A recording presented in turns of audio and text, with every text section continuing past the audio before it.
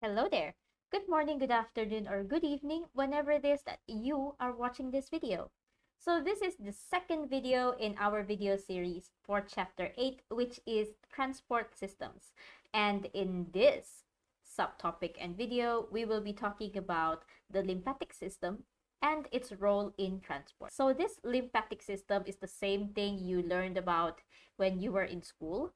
Masih sama juga sistem limpa juga, cuma we want to make sure that you still remember things and that you can still explain things in a proper scientific way. So I hope that by the end of this lesson, you should be able to describe the pathway of lymph from tissue to the blood circulatory system, and you should be able to describe the transport of lipids from small intestine into the bloodstream. So, jangan takut dengan ayat-ayat panjang nih.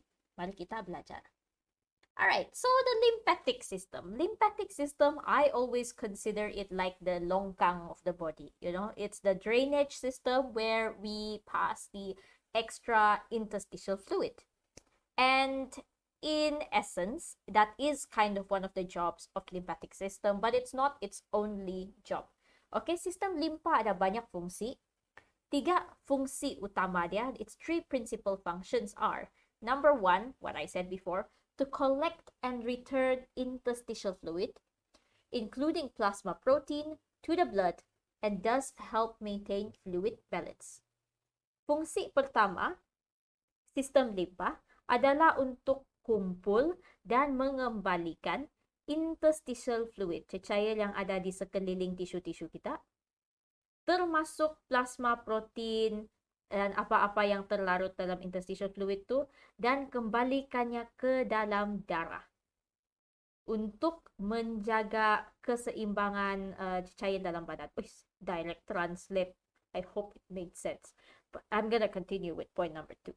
Point number 2. Second principal function of the lymphatic system is to absorb lipids from the intestine and transport them to the blood. So, digested carbohydrates become sugar, right? So, kalau yang gula-gula, glucose tu, senang saja terus diserap, resap, masuk ke dalam saluran darah kita.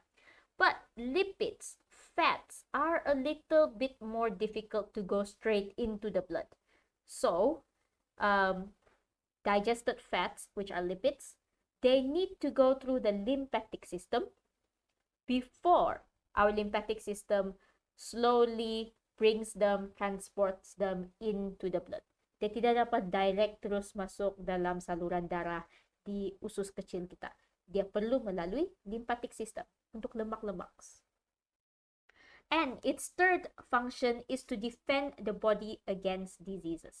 But we will not cover the function number 3 in today's lesson. We will cover that when we go into the chapter about immunity. So in like 2-3 weeks, we will do that part. Today, we only do function 1 and 2. Alright, so what is the lymphatic system? Kalau mau bagi lymphatic system punya definition, ini definition dia. The lymphatic system is a system of lymphatic vessels and lymph nodes, separate from the circulatory system, that returns the interstitial fluid called lymph to the blood. So, dia adalah sistem yang mengandungi banyak saluran-saluran limpa, lymphatic vessel, dan lymphatic nodes. I don't know how to translate lymph nodes. Your BM is better than me, so I think you can find the translation for lymph node on your own. Basically, dia macam this tissue that is on the vessel. Later we look. Dia asing daripada saluran darah, dan fungsi utama dia adalah mengembalikan interstitial fluid kepada darah. Lymphatic systems, they have tiny capillaries which are located in the spaces between the cells. And they are closed at one end. Kalau macam blood capillary dia start di sini, ada lubang sini, dia akan bersambung dan bergabung dengan capillary lain di hujung kan.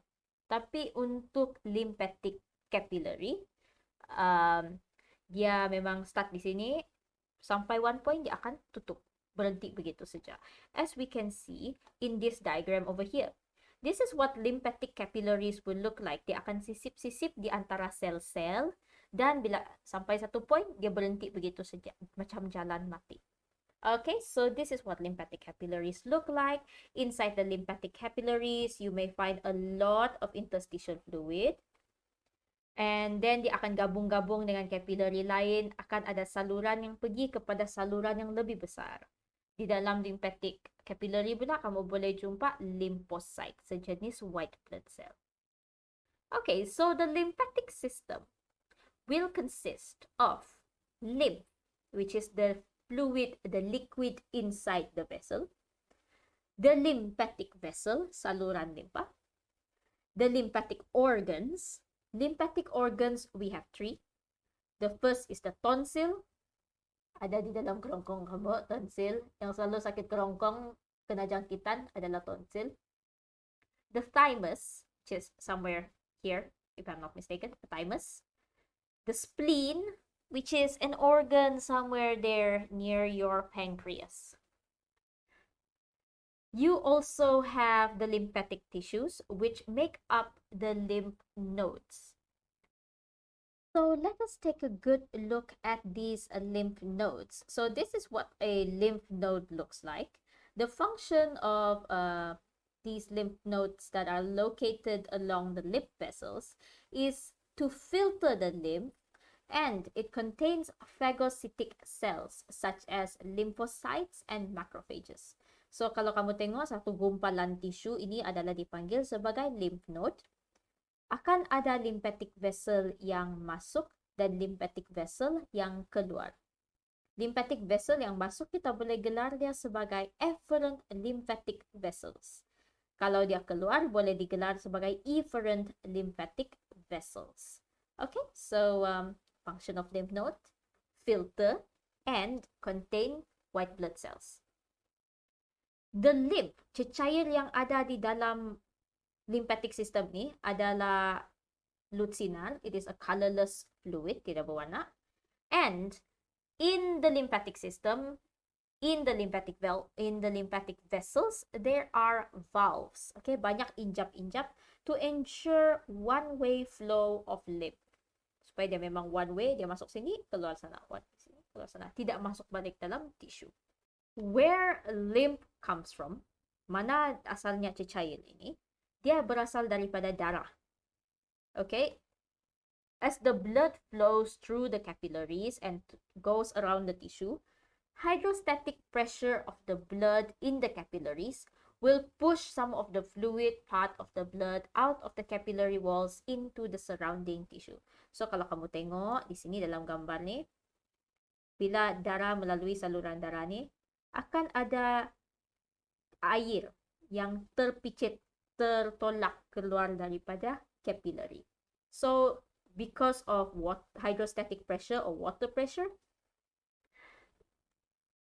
fluid is going to be pushed out of the capillaries, pushed out of the blood, out of the capillary walls into the surrounding tissue. This fluid, after it comes out of the blood capillary, it is called interstitial fluid. Dia akan merayap-rayau di sekeliling tisu sampailah dia terjumpa dengan lymphatic capillary. Bila dia jumpa lymphatic capillary, dia akan masuk lymphatic system. Bila saat dia masuk sejak lymphatic capillary, kita boleh panggil cecair itu sebagai lymph ataupun limpa. And all those lymphatic capillaries, all those lymphatic vessels are going to connect and lead to a big duct. Bagaikan kalau kamu di perumahan, di blok-blok sana, akan ada parit-parit kecil. Parit kecil, jumpa parit kecil, jumpa parit kecil, jumpa parit kecil. Lama-lama menjadi parit yang besar. Dan parit yang besar akan gabung dengan parit lain, jadi parit yang lagi besar, sampailah dia dibuang di tempat lain. Similar concept that is happening here. All those small vessels are going to come together and they are going to empty into a large lymphatic duct. And we have two main lymphatic ducts. Ada dua saluran limpa yang besar, yaitu right lymphatic duct ada kelihatan di sebelah ni, dengan thoracic duct. This is the big parit. And that brings us to the principal function of the lymphatic system number 1. Fungsi utama lymphatic system, kita boleh nampak di sini. The primary function, first primary function of lymphatic systems is to bring lymph from tissue back into the blood circulatory system. Dan laluan dia adalah seperti ini. It will start as interstitial fluid around the tissue. Okay, dia akan mula sebagai interstitial fluid di sekeliling tisu. Kemudian daripada tisu, cecair itu masuk ke dalam lymphatic capillary. Once it enters the lymphatic capillary, it is called lymph. What happens to the lymph after this? That lymph is going to flow from a small lymphatic capillary into a slightly bigger lymphatic vessel. Ini adalah efferent lymphatic vessel. Efferent lymphatic vessel akan mengalir ke dalam lymphatic nodes yang berbiji-biji. Dalam lymphatic node, dia akan kena filter, akan ada sel darah putih untuk makan apa-apa kuman yang ada di dalam dia. And then, from the lymphatic node, that lymph will flow into efferent lymphatic vessel. Dia akan mengalir ke dalam efferent lymphatic vessel. Daripada efferent lymphatic vessel, dia akan mengalir lagi kepada lymphatic ducts. Efferent lymphatic ducts. Okay, DUCTS merujuk kepada parit besar dalam sistem limpa. Dan daripada lymphatic ducts, dia akan masuk ke dalam blood circulatory system. Where is the entrance point for the lymphatic ducts to enter into the blood circulatory system? Only 2 entrance points. And we can see that in this diagram. All the lymphatic capillaries, lymphatic vessel from this side of the body, the white side of the body, will go into the right lymphatic duct, which will enter the bloodstream via the right subclavian vein. Apakah maksudnya? Semua cecair limpa dari bahagian putih ini masuk kepada saluran limpa, masuk kepada parit besar yang bernama right lymphatic duct.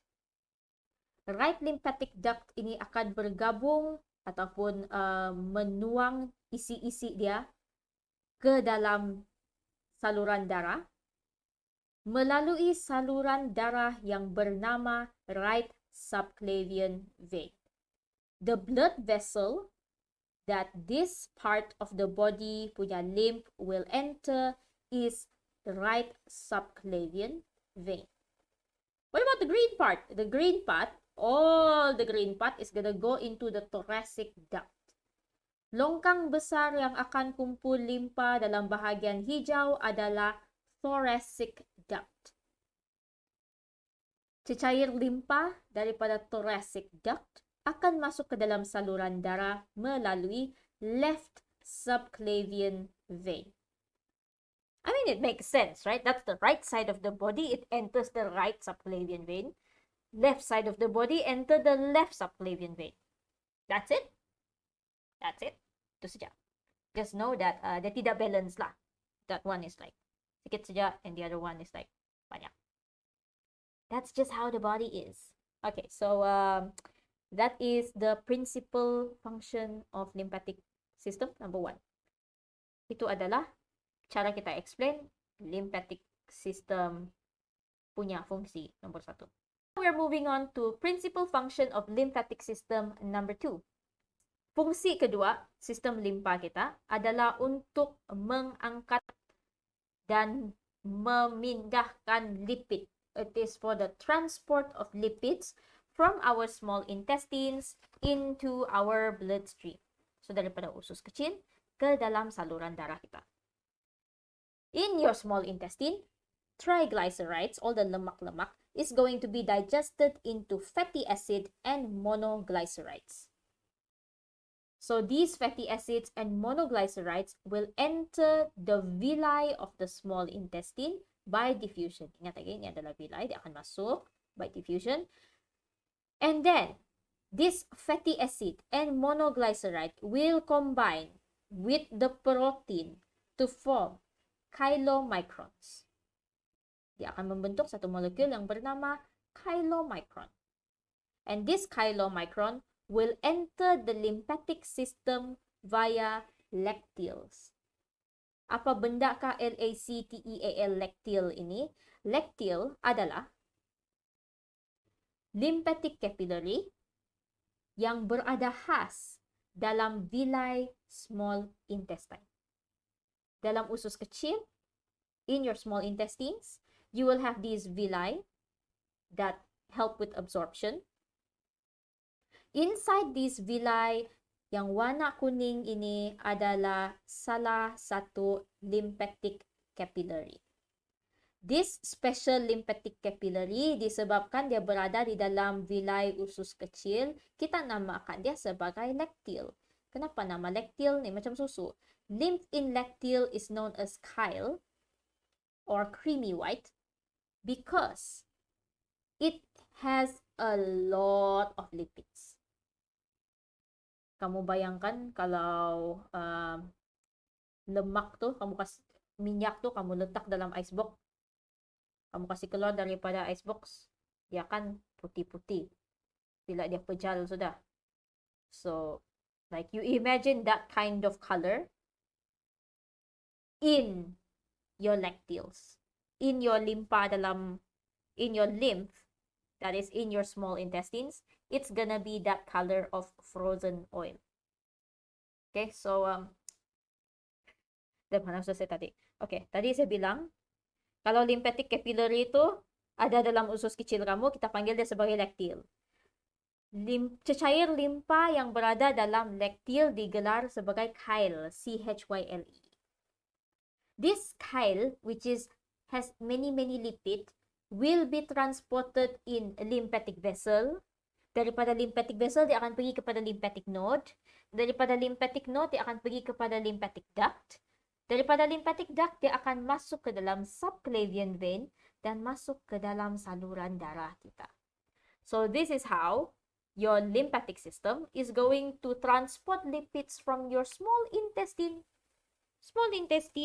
and into your bloodstream. Ingat dia punya saluran lah. Ingat dia start dengan vilus, masuk dalam lacteal.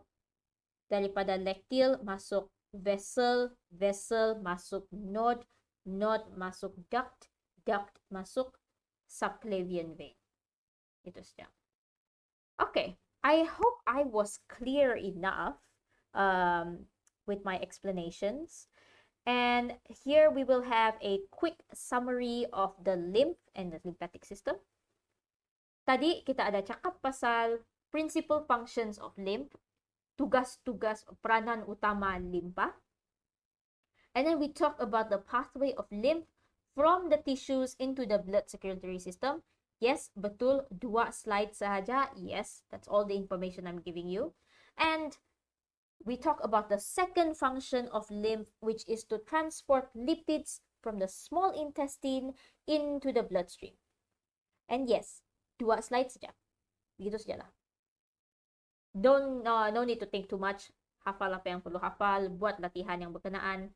Oh, speaking of latihan, that's what you should do next. You should go and complete the worksheet for 8.1 and 8.2. Please do your exercise. And I would like to thank you very much for your time and your attention, and bye!